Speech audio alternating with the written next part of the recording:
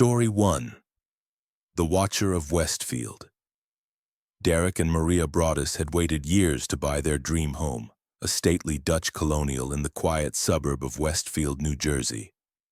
It was a sprawling 6-bedroom house on a tree-lined street, perfect for their 3 children and their vision of family life.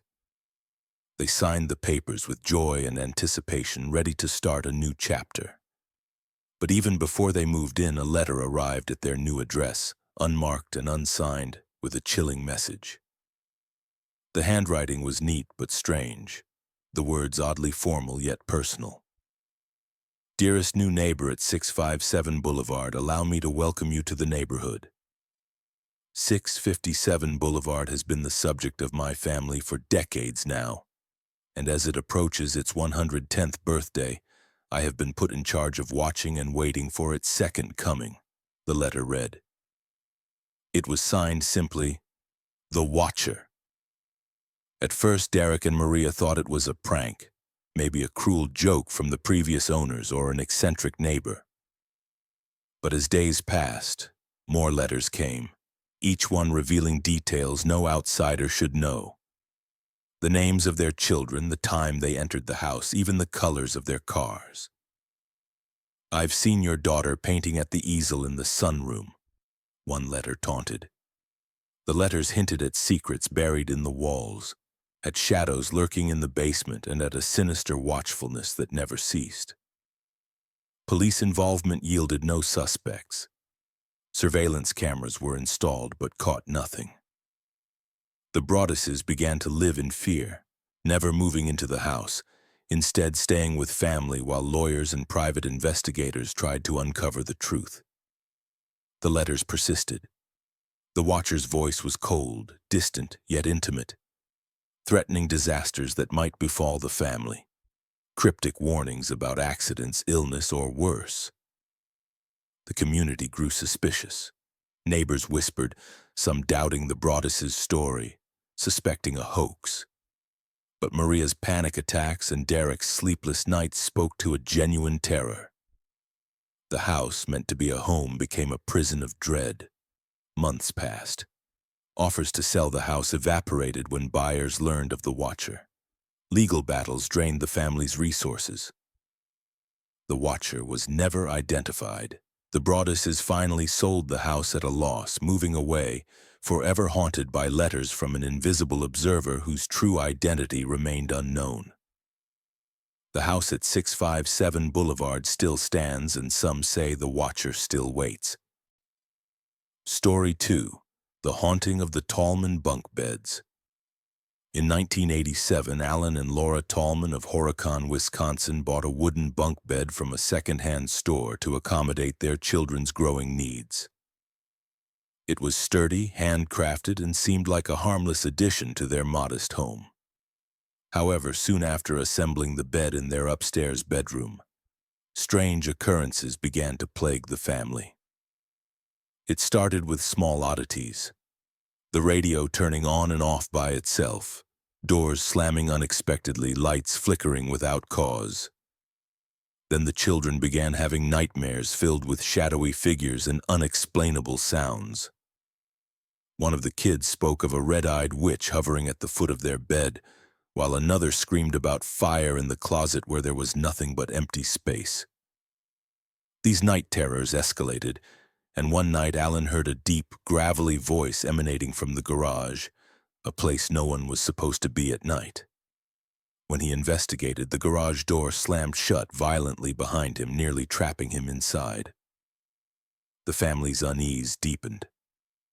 The Tallmans invited their local pastor to bless the house, hoping to rid themselves of whatever dark presence had invaded their home.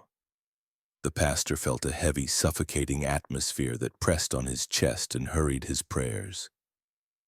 Despite the blessing, the phenomena worsened.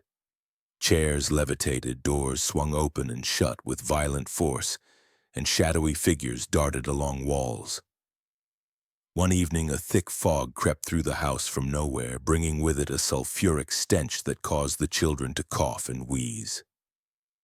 On another night, their youngest child collapsed unconscious, lips turning blue with no medical explanation. Frightened and desperate, the family decided to flee their home. Before leaving, Alan took the wooden bunk bed to a landfill and burned it, hoping to destroy the source of the evil. After the fire, the haunting ceased completely. The Tallmans never returned to their home. Neighbors and friends confirmed the strange noises and unexplained lights, and the story became a local legend. This was no hoax. Alan was a respected, level-headed man with no motive to fabricate such horrors. The bed, it seemed, was cursed, haunted by a restless entity that clung to it and those who slept upon it. Though years have passed, the Tallman family still speaks of those nights in hushed, fearful tones, grateful only to have escaped the nightmare that a simple piece of furniture brought into their lives. Story 3. The Mystery of Elisa at the Cecil Hotel. In 2006, Elisa Lam, a bright and ambitious college student, arrived in downtown Los Angeles and checked into the infamous Cecil Hotel for a short stay. The Cecil was known far beyond its drab facade for its dark history, a place that had hosted serial killers like Richard Ramirez and Jack Unterweger, and was the site of numerous suicides and mysterious deaths. To many, it was a building steeped in tragedy and misfortune, but Elisa needed an affordable place to stay during her studies and did not pay much attention to its grim reputation. Shortly after moving in, Elisa's behavior began to change in subtle yet unsettling ways.